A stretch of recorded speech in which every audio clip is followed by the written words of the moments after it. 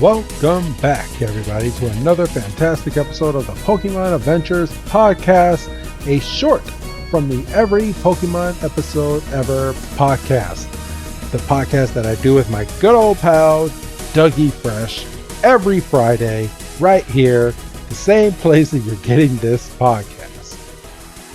And can you believe it, people? And I don't know what time of the year it is that I'm releasing this episode, but this is the final episode of Volume 1. And what an adventure it is. And what I like to do at the beginning of each and every single one of these podcasts is kind of review kind of what happened in the previous episode. So in the last episode, we are introduced to Mr. Fuji, who is grieving over his recently passed Doduo, and he hates that he cannot put his Pokemon to rest inside of the Pokemon Tower because it has recently been overcome by ghosts. And also, while Red was looking through some of the photos, he noticed that Blue had met Mr. Fuji as well. And Mr. Fuji sat here and was like, yeah, he kind of laughed off the whole ghost thing as well, just like you, Red. And he went into the Pokemon Tower to kind of prove everybody wrong about the ghosts. And we haven't seen him come out for 2 weeks. Actually, we haven't seen anybody that has entered the tower come out ever again once they enter within the past few weeks.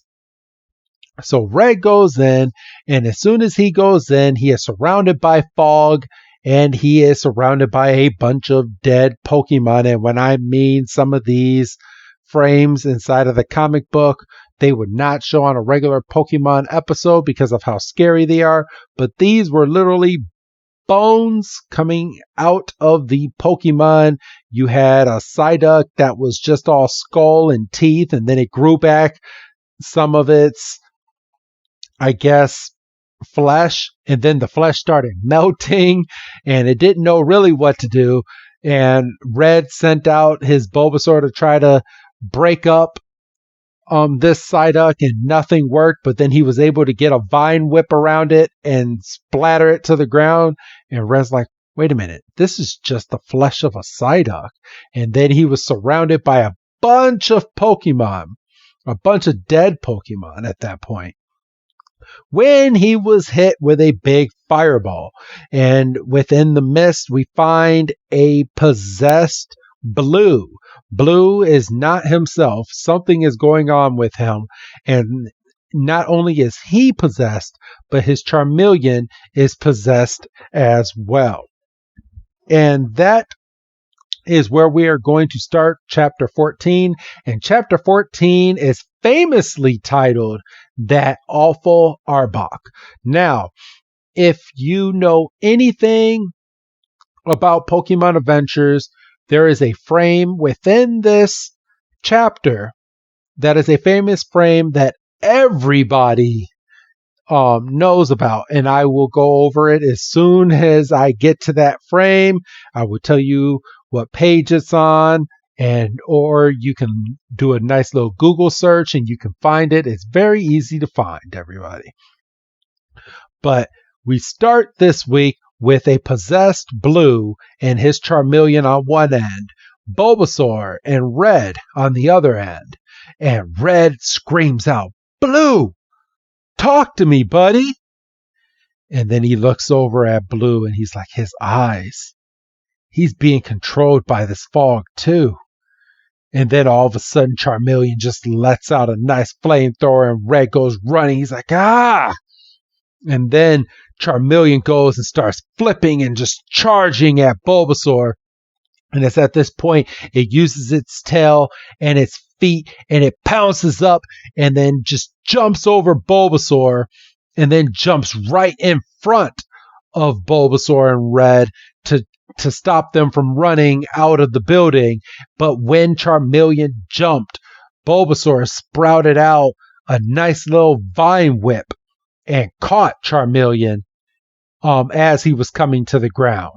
And Red's like, we can't fight each other. We've got to figure out who's behind all this. And he's like, there's only one Pokemon I know who can take over bodies like this. One gas Pokemon with psychic abilities. Gastly. And then we get a frame of Gastly. He's like, ooh. He's like, that's who we gotta take down. Bulbasaur, attack Gastly! And it's at this point Bulbasaur sends out a nice little razor leaf, and then all of a sudden Gastly just pops into the frame, and he's like, as the razor leaf just goes right through its head and then right underneath Gastly. And Red's like, huh? Oh no. He's like, Gastly's made of gas. The razor leaves go right through. And then all of a sudden Charmeleon's tail flame just becomes a one big fireball. He's like, oh great. Charmeleon's about to use fire spin. And then Blue puts his hand up and in the shape of an L. And then Gastly is right behind it and it starts charging in. And then on top of that, we see Bulbasaur starting to get scared. And then the fire spin just comes in and Gastly's like, oh no, oh no. And then as the fire spin is rushing around the area, Gastly gets sucked into the fire spin, and Gastly's like, oh no! And then from there, Gastly is gone. And then Blue's body and Charmeleon just drops to the floor. But that does not stop the fire spin from swooshing around. And then all of a sudden, we get a frame of Bulbasaur, and Bulbasaur looks like it's using some type of solar beam or something from the inside, just kind of, it's either sucking in all of this air or something, but we're about to find out. We don't know, but Red's like, way to go, Bulbasaur. Keep it up till you hear a Gastly blorp. And then all of a sudden we go to the next frame and we see Gastly is just swirling around in this big fireball. And Red's like, you thought that plant on his back could only spew things out? You ain't seed nothing yet. And he it's kind of a little pun, but instead of saying seen, he's like seed. And then all of a sudden Bulbasaur sucks in, it looks like it sucks in everything from that was going along, which I don't understand this frame. And I did a little bit of searching on Bulbapedia, and I guess it's just the world of Pokemon Adventures. But basically what happened here within these frames is the fire spin was swooping around. And not only was it swooping around, but it sucked in Gastly. And when it sucked in Gastly, Gastly had no more control over Blue or Charmeleon in these frames.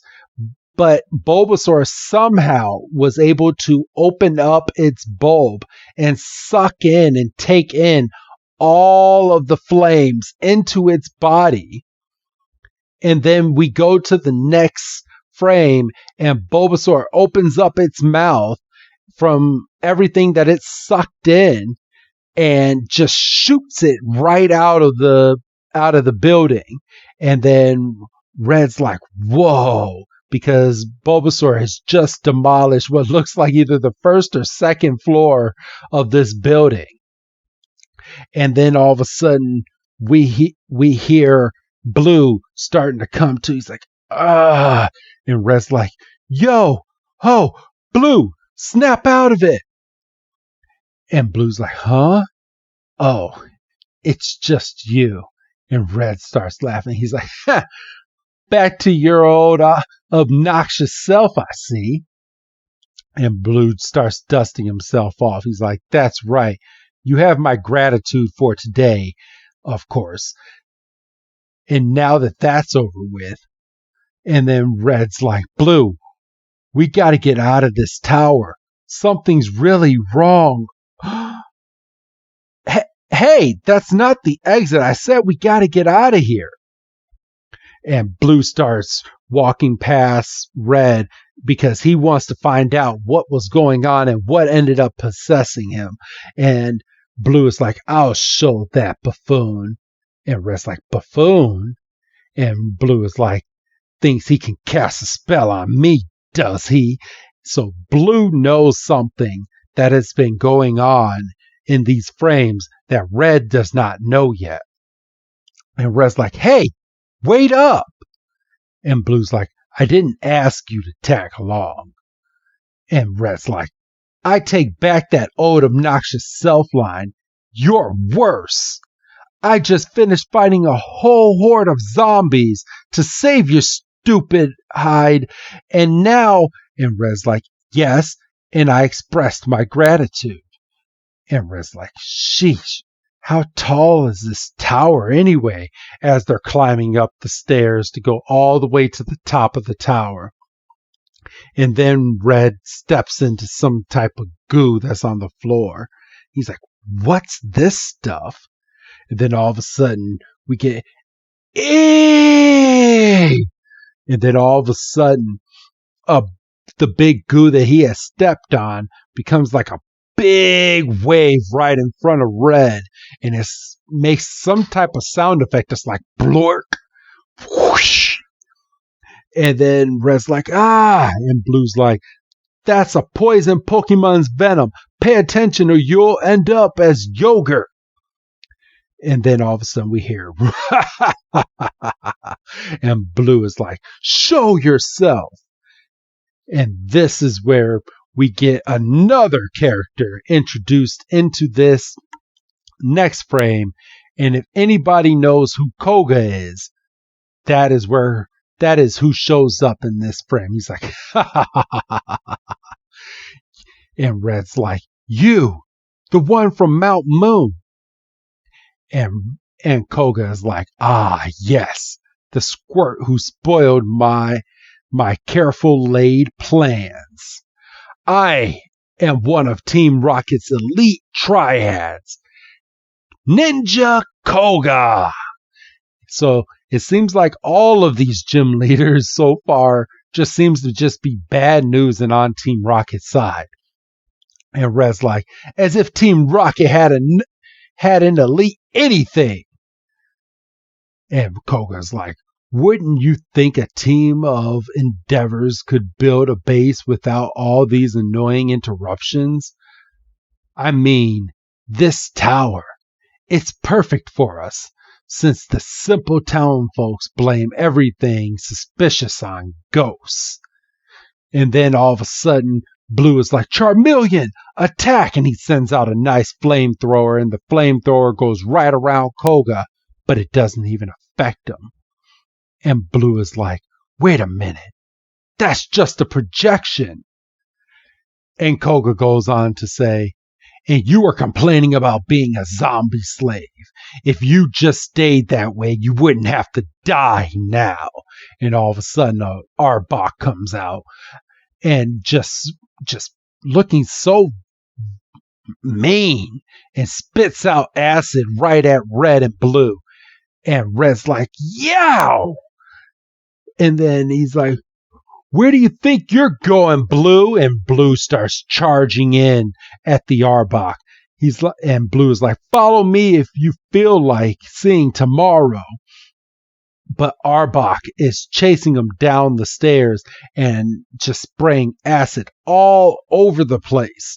And as he is spraying the acid, it is melting the staircase right behind him. And Red's like, are you nuts? You're heading right back towards the zombies. Why are you leaving? And Blue is like, Koga's controlling his Pokemon from a distance, which means... And then Arbok's like, arr! And then Blue looks behind him and he's like, Charmeleon, reflect! And it uses, and all of a sudden a big square goes on top of the head of Charmeleon and just blonks Arbok right in the head. And Arbok just pounces right off of the reflect. So it was a direct hit. And then we go to the outside of the Pokemon Tower, and we see Koga and his Golbat. And Golbat is basically carrying Koga on the outside. So that is where he is controlling all of the Pokemon. And he's looking at some device in his hand where there is a camera attached to the Arbok that was just on the inside of the Pokemon Tower. And Koga's like, so the reflect defense. Forget it. Not even fire can stop Arbok's acid. And then all of a sudden, you just see the reflect move just start breaking.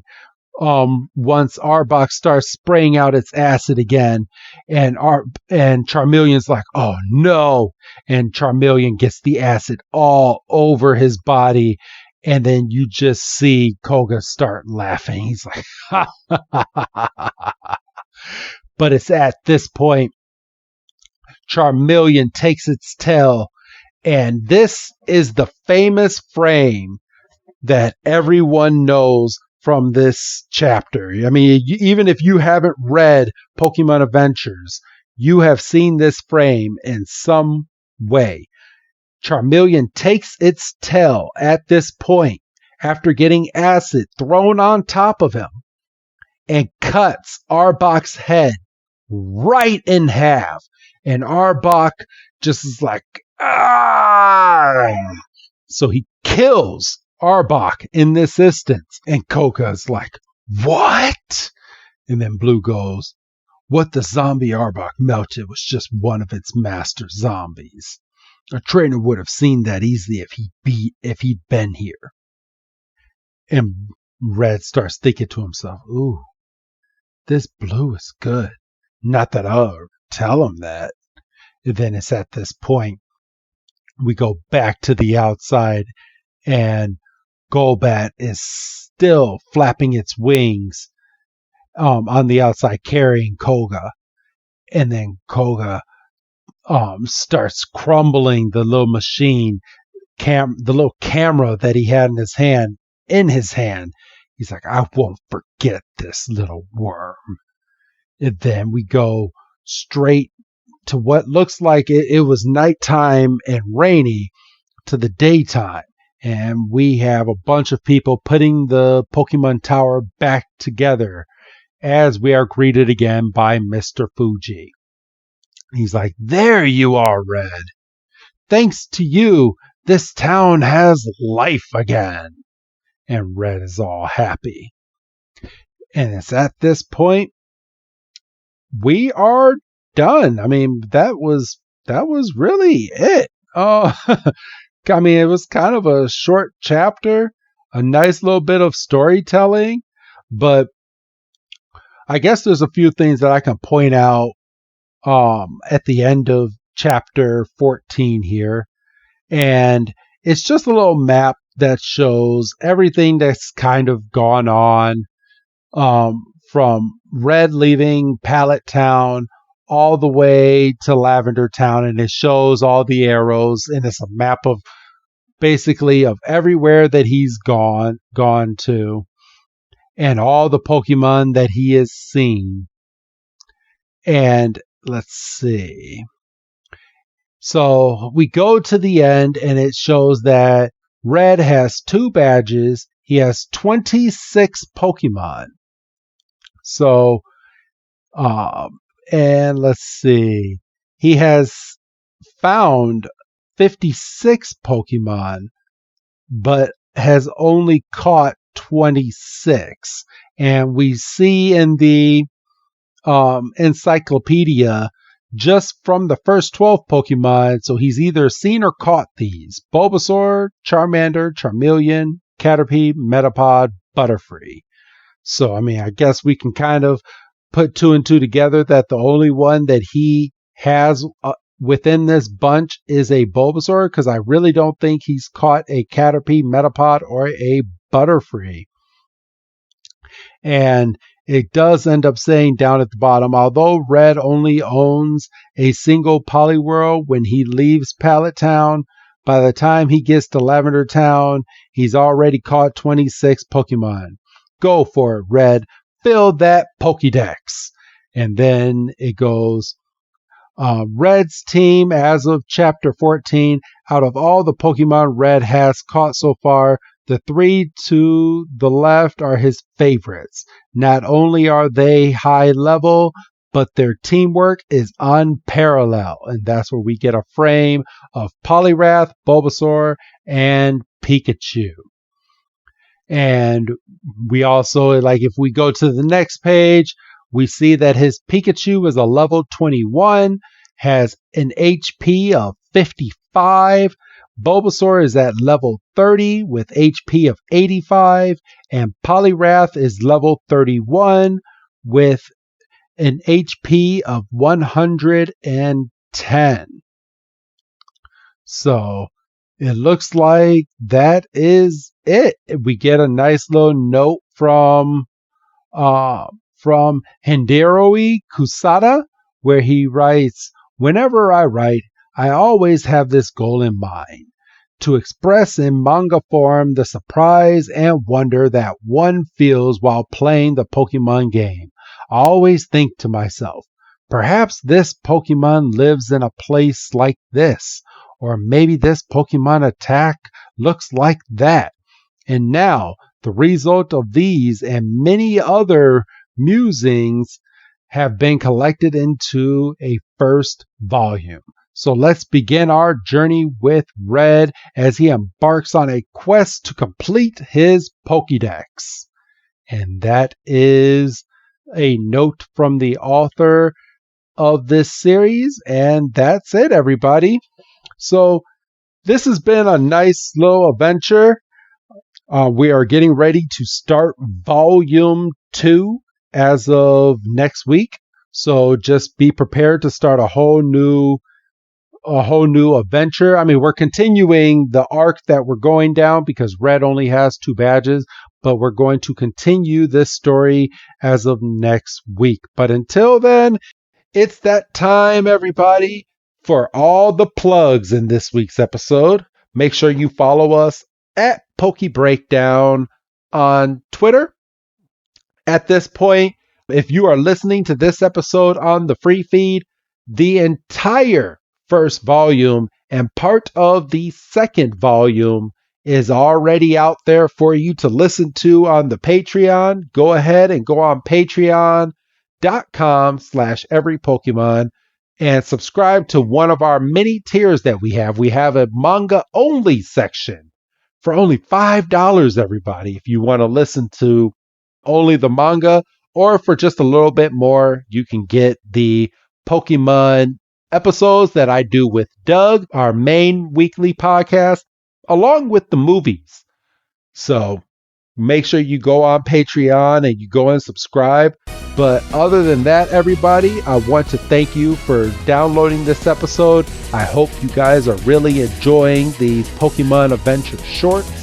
And we will end up getting together next week for another brand new episode of the Pokemon Adventures podcast, a short from the Every Pokemon Episode Ever podcast that I do with good old Dougie Fresh. My name is Professor Chris G, and I am signing out, and I will see you again next week, everybody. Have a good night.